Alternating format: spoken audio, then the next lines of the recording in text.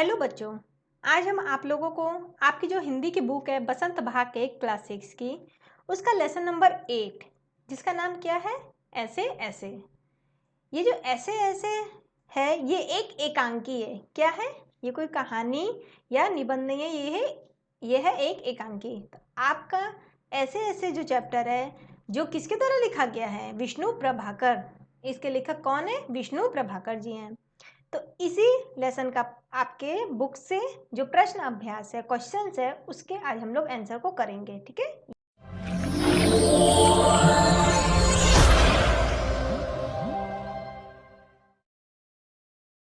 तो एकांकी से का जो पहला क्वेश्चन है वो क्या है? क्वेश्चन नंबर 1 कि सड़क के किनारे एक सुंदर फ्लैट में बैठक का दृश्य।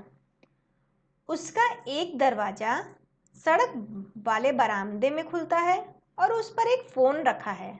ये आप मेरा पिछले वीडियो में देखेंगे जिसमें हम आपको पूरा फुल एक्सप्लेनेशन आपका जो लेसन का है एक एक लाइन मैंने पढ़ के आप लोगों को बताया है, फुल एक्सप्लेनेशन बताया है। तो उसमें आपका ये लाइन आता है कि उसका एक दरवाजा मतलब सड़क के किनारे एक सुंदर सा फ्लैट में बैठक का दृश्य है। शुरुआत में ही है आपके लेसन के। उसका एक दरवाजा सड़क के बरामदे में खुलता है। उसके बाद और भी बहुत सारे वाक्य हैं। उसके बाद है उस पर एक फ़ोन रखा है। तो इन जो सारे जो सेंटेंस है, जो पैराग्राफ है, इस बैठक की पूरी तस्वीर बनाओ। आपको इमेज बनाना है बैठक का। बैठक में क्या क्या था, चलिए आंसर में उसके बारे में डिटेल में पहले जान लेते हैं। ठीक है। उसी के अनुसार आपको एक तस्वीर बनाना है। तो यहाँ पर आपको एक बैठक का दृश्य बनाना है जिसका एक दरवाजा तो किधर खुलता है? सड़क के तरफ वाले बरामदे में खुलता है। तो दूसरा दरवाजा कमरे के अंदर खुलता है, मतलब कमरे में खुलता है। तीसरा जो दरवाजा, मतलब 3 दरवाजा है बैठक में, याद रखिएगा। एक बैठक कहाँ खुलता है? बैठक का दरवाजा सड़क के तरफ वाले बरामदे में खुलता है। दूसरा अंदर के कमरे में खुलता है। तो तीसरा दरवाजा रसोई घर में खुलता है। एक तरफ अलमारी है। ठीक है। वो जो बैठक का कमरा वहीं पे क्या है, एक तरफ अलमारी रखी है। ठीक है। और उस अलमारी में क्या रखी हुई है? पुस्तकें हैं। तो एक और रेडियो का सेट है। वहीं बैठक में 2 छोटे छोटे तख्त हैं जिन पर कालीन बिछी है। और बीच में क्या है? कुर्सियां और एक छोटी सी मेज है जिस पर फोन रखा हुआ है। तो ये है बैठक का दृश्य। इसी दृश्य को आपको खुद अपने कॉपी में इस दृश्य को बनाना है। तो ऐसी तस्वीर आप लोग बनाइएगा। नेक्स्ट क्वेश्चन पे आ जाते हैं। माँ मोहन के ऐसे ऐसे कहने पर क्यों घबरा जाती है? मैंने आपको इसका डिटेल आपके पिछले वीडियो में समझा दिया है। अगर आपने वो वीडियो नहीं देखा है तो आप नीचे डिस्क्रिप्शन बॉक्स के लिंक में या फिर हमारे चैनल के प्लेलिस्ट में जाकर देखिए। उसके बाद क्वेश्चन आंसर करिए, तब आपको ये सारे के सारे क्वेश्चन आंसर आसानी से समझ में आ जाएंगे। तो इसका आंसर क्या होगा कि माँ को ऐसे ऐसे, माँ मोहन के ऐसे, मोहन क्या बोलता है? हर समय कहता रहता है ना मुझे ऐसे ऐसे हो रहा है। तो बार बार जब वो ऐसे ऐसे कहता है तो माँ घबरा जाती है। तो ऐसे क्यों घबरा जाती माँ? क्यों? क्योंकि मोहन की माँ को, जब मोहन की माँ को मोहन के ऐसे ऐसे कहने पर घबरा जाना तो बहुत ही स्वाभाविक था। क्यों स्वाभाविक था? क्योंकि मोहन अपने दर्द के का कारण न बताकर सिर्फ ऐसे ऐसे ही करता जाता, मतलब उसके पेट में क्यों दर्द हो रहा है, क्या रीजन है, ठीक है, उसका कोई भी कारण ना बता के वो सिर्फ क्या बोलता रहता था कि माँ मेरे पेट में ऐसे ऐसे हो रहा है, ऐसे ऐसे हो रहा है। मतलब हर समय सिर्फ ऐसे ऐसे ही लगा रखा था। तो माँ को लगा, क्या लगा कि शायद मोहन को कुछ ज़्यादा ही तकलीफ है, कुछ ज़्यादा ही दर्द है, इसीलिए ये ऐसे ऐसे तो कोई बहुत बड़ी बीमारी लगती है जिसके कारण मोहन इस तरह क्या कर रहा है, लौट रहा है, मतलब इधर से उधर वो तकलीफ में गिर रहा है, लौट रहा है, चारों तरफ घूम रहा है कि मुझे ऐसे ऐसे हो रहा है। जिसके डर से मोहन की माँ समझ जाती है कि मोहन को लगता है बहुत ज़्यादा तकलीफ है और वो घबराने लगती हैं। अब आगे बढ़ते हैं नेक्स्ट क्वेश्चन पे। क्वेश्चन नंबर 3 कि ऐसे ऐसे कौन से बहाने होते हैं जिन्हें मास्टर जी एक ही बार में सुनकर समझ जाते हैं? ठीक है। ऐसे कुछ बहानों के बारे में लिखो। तो ऐसे ऐसे क्या क्या बहाने होते हैं जिनको टीचर्स क्या होते हैं, सुनकर ही समझ जाते हैं? तो विद्यार्थियों के ऐसे ऐसे बहुत से बहाने होते हैं जिन्हें मास्टर जी समझ जाते हैं। क्या क्या होते हैं?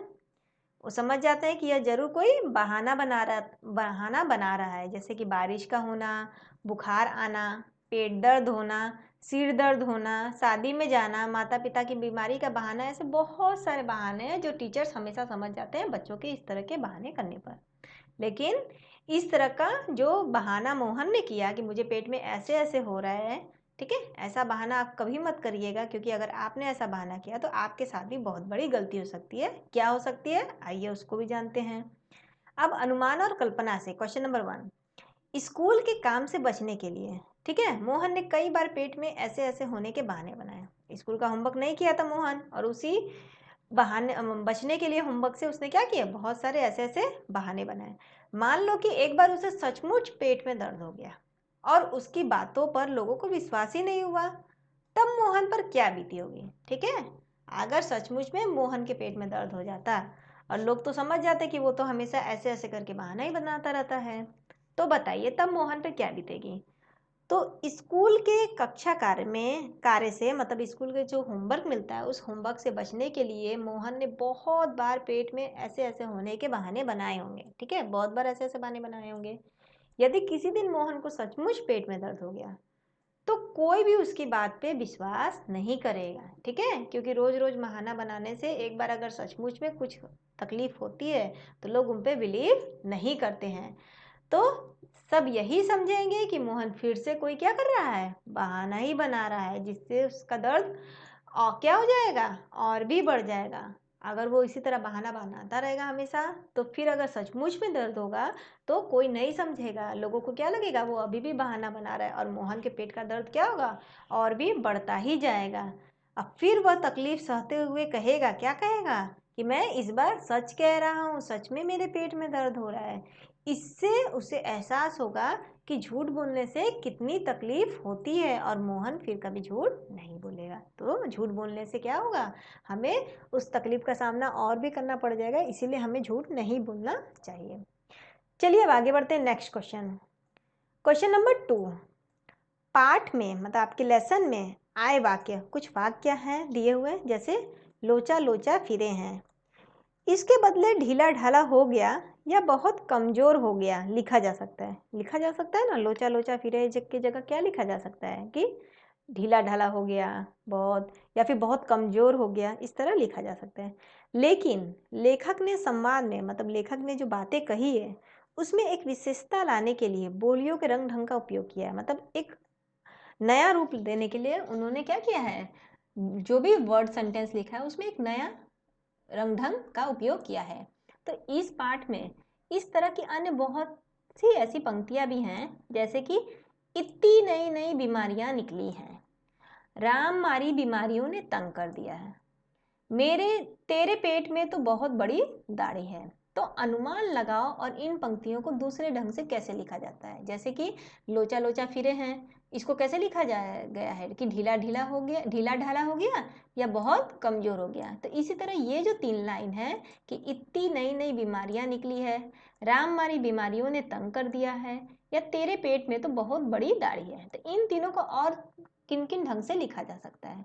तो इतनी नई नई बीमारियां निकली हैं, इसको और कैसे लिख सकते हैं कि इतनी सारी नई नई बीमारियां निकली हैं। इतनी को क्या लिख सकते हैं, इतनी सारी नई नई बीमारियां निकली हैं। दूसरा है क्या, राम मारी बीमारियों ने तंग कर दिया है। क्या है, राम मारी बीमारियों ने तंग कर दिया, इसको कैसे लिख सकते हैं कि इन सभी बीमारियों ने तो परेशान कर दिया है। ठीक है, तीसरा सेंटेंस क्या था कि तेरे पेट में तो बहुत बड़ी दाढ़ी है। अब इसको और कैसे लिख सकते हैं कि तुम तो बहुत ही चालाक हो। तो ये हो गया कि वाक्य को अलग अलग रूप से ढंग से लिखा जाना। नेक्स्ट क्वेश्चन पे आते हैं, क्वेश्चन नंबर 3। मान लो कि तुम मोहन की तबीयत पूछने जाते हो। ठीक है, कि अभी यहाँ पे कह रहा है कि मान लो कि तुम भी मोहन की तबीयत पूछने जा रहे हो, तो तुम अपने और मोहन के बीच की जो बातचीत है उसके संवाद के रूप में लिखो। मतलब उसको अब जैसे हम लोगों ने बुक में लेसन में पढ़ा था उसी तरह अब संवाद के रूप में लिखना है। जैसे मान लो कि मोहन क्या हो गया, मोहन मैं हो। ठीक है, तो मैंने पूछा, मैं मतलब पूछ रही हूँ, जैसे आप होंगे तो आप लिखेंगे कि मैं पूछा कि अरे मोहन कैसे हो, तुम्हें ये क्या हो गया। तो मोहन उसके बदले क्या जवाब देगा, कुछ नहीं भाई, बस पेट में ऐसे ऐसे हो रहा है। फिर मैं, जैसे कि आप क्या कहेंगे कि ऐसे कैसे हो रहा है, तो मोहन क्या बोलेगा, बस ऐसे ऐसे। तो फिर आप पूछेंगे, जो आप हैं मैं है, कि डॉक्टर को दिखाया तुमने। मोहन क्या बोलेगा, फिर मोहन कहेगा डॉक्टर और वैद्य दोनों को दिखाया भाई, दवा दी है खाने को। फिर मैं, क्या कहा उन्होंने, फिर मोहन कहेगा उन्होंने कब्ज और बदहजमी बताया है। फिर मैं बोलूँगा, ठीक है, दवा खा लो और जल्दी से ठीक हो जाओ, कल से स्कूल खुल रहा है, याद है ना? तभी मोहन क्या बोलेगा, हाँ हाँ याद है। फिर मैं, अच्छा अब मैं चलता हूँ, कल स्कूल जाते समय आऊँगा, अगर पेट ठीक हो जाए तो तुम भी तैयार रहना। फिर मोहन बोलता है, क्या, अच्छा भाई, धन्यवाद। तो ये हो गया मोहन और हमारे, या तो फिर आप अपना खुद का भी नाम यहाँ मैं की जगह दे सकते हैं। ठीक है, दोनों के बीच का ये संवाद हो गया, तो इसे संवाद के रूप में मैंने आपको पूरा लिख के बातों को बता दिया। चलिए अब आगे बढ़ते हैं। नेक्स्ट क्वेश्चन नंबर 4, संकट के समय के लिए कौन कौन से नंबर याद रखे जाने चाहिए। ठीक है, कभी भी कोई मुसीबत आती है, संकट आती है, तो हमें कौन कौन से ऐसे नंबर हैं जिन्हें याद करके रखने चाहिए। जैसे वक्त में पुलिस, फायर ब्रिगेड और डॉक्टर से तुम कैसे बात करोगे, अब हमें इन्हीं तीनों लोग का नंबर याद करना है, जैसे पुलिस का, फायर ब्रिगेड का और डॉक्टर का। और इन तीनों से आप किस तरह बात करेंगे, कक्षा में करके बताओ। अब इसको आपको अपने क्लास में करके बताना है। तो संकट के समय हमें 3 प्रकार के नंबर को याद रखने चाहिए। वो 3 नंबर क्या है, पहला है फर्स्ट पुलिस का नंबर जो है 100, दूसरा है फायर ब्रिगेड का नंबर 101, तीसरा एम्बुलेंस का नंबर 102। यदि हमारे घर में या पास पड़ोस में कोई वारदात या कोई चोरी हो जाती है तो पुलिस को जानकारी देना चाहिए, और यदि कहीं पर आग लग जाती है तो फायर ब्रिगेड को जानकारी देनी चाहिए, और यदि कोई बीमार हो तो डॉक्टर को फोन करेंगे। तो इन सभी सब कैसे बात करेंगे हम लोग, तो हम इन सभी से बहुत ही नम्र, बहुत ही मतलब पोलाइटली से प्रार्थना करते हुए बातें करेंगे, और उन्हें हम अपने घर का एड्रेस बताएंगे। फिर उन्हें तुरंत जल्दी से आने के लिए कहेंगे, और डॉक्टर को मरीज की बीमारी के लक्षण भी बता देंगे, ताकि वह उस तरह के जो आवश्यकता अनुसार जो नेसेसरी दवाइयाँ हैं, मेडिसिन है, वो सब साथ में लेकर आए। तो ये हो गया उन लोगों से बातचीत। नेक्स्ट आता है कि ऐसा होता तो क्या होता है, इसका क्या क्या आपका आंसर होगा, चलिए इसको भी कर लेते हैं। मास्टर, मास्टर जी क्या कह रहे हैं, स्कूल का काम तो पूरा कर लिया। मोहन हाँ में सिर हिलाता है। ठीक है, मास्टर बोलते हैं स्कूल का काम तो पूरा कर लिया, तो मोहन क्या बोलता है, हाँ। ऐसे तो आपके जो लेसन है उसमें तो वो होमवर्क नहीं किया रहता है, लेकिन यहाँ पे कहा जा रहा है कि वो हाँ में सिर हिला रहा है। फिर मोहन, जी सब काम पूरा कर लिया। वो हाँ में सिर हिलाते हुए क्या कहता है मास्टर साहब से, टीचर से, कि जी हाँ मैंने सारा का सारा काम पूरा कर लिया, सारा होमवर्क पूरा कर लिया। इस स्थिति में नाटक का अंत क्या होता है, उसमें तो क्या हुआ, आपके लेसन में उसका होमवर्क नहीं पूरा होता है, उससे आपका एकांकी का मतलब खत्म होता है। यहाँ पे बोला है कि उसने होमवर्क कर लिया, तब उस स्थिति में, ऐसे कंडीशन में आपका अंत क्या होता है, इस नाटक का अंत क्या होता। तो अगर ऐसा कंडीशन होता तो इस तरह की स्थिति में मास्टर जी समझ जाते हैं कि मोहन के पेट में क्या हो रहा है, सचमुच में दर्द हो रहा है, क्योंकि उसने होमवर्क तो कर लिया, उसको तो बहाना करने की जरूरत नहीं है, जरूर उसके अंदर सचमुच कोई तकलीफ होगा। तो वह मोहन के माता पिता को उसको ठीक से इलाज कराने की सलाह देते हैं, और कहते हैं कि जब मोहन ठीक हो जाए तब स्कूल इसको भेज दीजिएगा। नेक्स्ट आते हैं भाषा की बात। अब ये भाषा की बात क्या है, पहला क, मोहन ने केला और संतरा खाया। ठीक है, ख में क्या है, मोहन ने केला और संतरा नहीं खाया। ग में है मोहन ने क्या खाया, और घ में है मोहन केला और संतरा खाओ। यहाँ पे क्या हो रहा है, मोहन क्या क्या खाया इसके बारे में बताया जा रहा है। पहले में कि मोहन ने क्या खाया, केला और संतरा खाया। अब यहाँ पे कहा जा रहा है कि मोहन ने केला और संतरा नहीं खाया। यहाँ पे पूछा जा रहा है कि मोहन ने क्या खाया, और यहाँ पे मोहन तुम कहा जा रहा है खाने के लिए कि मोहन तुम केला और संतरा खाओ। तो ये 4 तरह के आपके सेंटेंस है, वाक्य हैं। अब यहाँ पे आपसे पूछ रहा है कि उपर्युक्त, ऊपर दिए गए जो वाक्य हैं, सेंटेंस है, उसमें से पहला वाक्य है वो एकांकी से लिया गया है। ठीक है, पहला जो सेंटेंस है क्या था, क वाला, कि मोहन ने केला और संतरा खाया।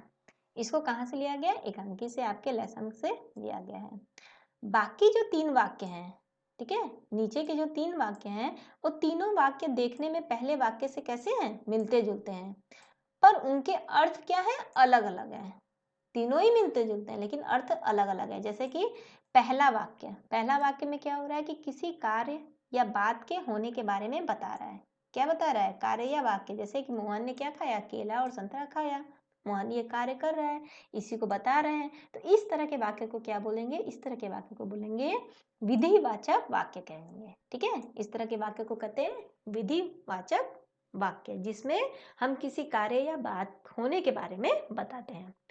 दूसरा जो सेंटेंस है, दूसरा वाक्य है, उसका संबंध उस कार्य के न होने से हो, ठीक है। यहाँ पे क्या हो रहा है दूसरे वाले में कि मोहन ने केला और संतरा नहीं खाया। अब यहाँ पे नहीं होने का बात हो रहा है, तो इस तरह के वाक्य को क्या कहेंगे? इस तरह के वाक्य को कहेंगे निषेधवाचक वाक्य। निषेध का मतलब क्या होता है? मनाही, मतलब नहीं। तो निषेधवाचक मतलब जिसमें नहीं आ जाए। आपका है ना कि मोहन ने केला और संतरा नहीं खाया। अब नेक्स्ट आते हैं तीसरे वाक्य में। तीसरा वाक्य क्या है कि मोहन ने क्या खाया, ठीक है। यहाँ पे क्या खाया, तो तीसरे वाक्य में इसी बात को क्या कर रहे हैं? प्रश्न के रूप में पूछा जा रहा है, ठीक है, कि मोहन ने क्या खाया।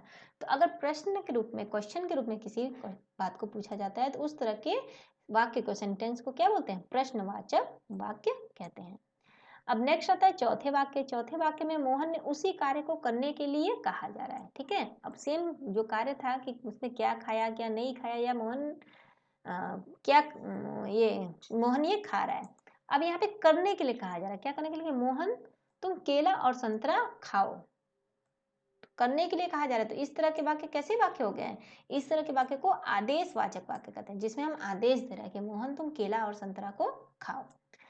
अब आगे भी इसी तरह आपको एक वाक्य दिया जा रहा है, बाकी 3 रूप में हमें सोचकर लिखना है, ठीक है। जैसे यहाँ पे एक वाक्य आप लोगों को दिया गया था कि मोहन ने केला और संतरा क्या किया? खाया। अब बाकी का जो 3 रूप है इसमें आप हम लोगों को लिखना है। तो यहाँ पे जैसे ये है कि बताना है, जैसे रूथ ने कपड़े अलमारी में रखे।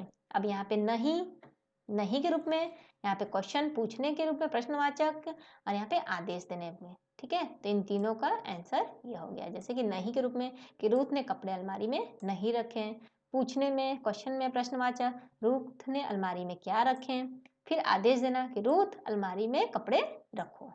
तो ये हो गया इसका आंसर। तो आपको ये सारा का क्वेश्चन का आंसर समझ में आया? अच्छा लगा तो वीडियो को लाइक करिए, चैनल को भी सब्सक्राइब करिए, और हमें कमेंट बॉक्स में भी लिख के बताइए कि आपको ये वीडियो कैसा लगा। और वीडियो अच्छा लगा तो प्लीज़ चैनल को सब्सक्राइब कर ले, सब्सक्राइब नहीं किया है तो, ताकि आपको इसी तरह के और भी वीडियो के नोटिफिकेशन मिलते रहें। हमारा वीडियो देखने के लिए बहुत बहुत धन्यवाद।